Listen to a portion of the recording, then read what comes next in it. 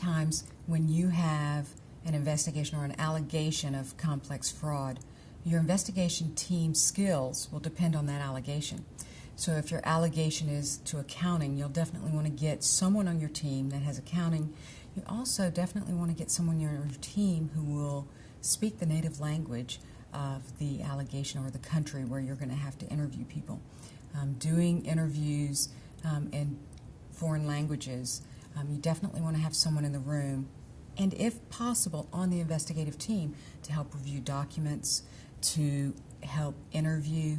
And a lot of times when you build your team, you look for that. If you can get someone local who knows the organization at that country level, that's a good thing to have on your team as well.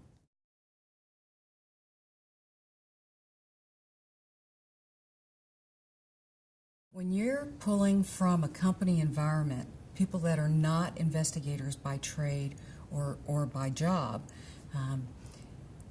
they're kind of split loyalty. So they're yours on the investigative team because they have a specific skill that you might need. However, they still report to someone else. It's very important that you set expectations at the beginning of your interview. Typically, this is the first time the team meets. And you tell the exact team, or the whole team, exactly what your expectations are related to confidentiality. And that would include verbally or oral reports to their management, because you have a need-to-know clause usually within your investigative guidelines, and their management might not need to know the details of that investigation. So it's very important, and you set expectations at the very beginning and then reinforce those throughout the investigation.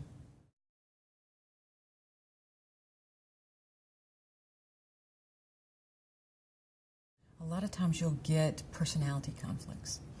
Your lead investigator needs to be a very strong leader and have the leadership skills to recognize what those problems are and address them. The personality conflict problems arise, those are pretty easy to address. You do that singularly with the person or the people who are having that problem, not in a group typically. Another problem that usually arises is lack of skills. You brought someone on the team for a specific skill or a specific value add that you need, and you discover they don't have it. Typically, they're not going to develop it on that particular investigation. So you'll need to assess that and address that as a leader. Sometimes it can mean removing someone from your team. Sometimes it just means pointing them in the right direction. They might not know where to get the information they need, and so it just means pointing them in the right direction. But you have to address those as a lead investigator or a team leader.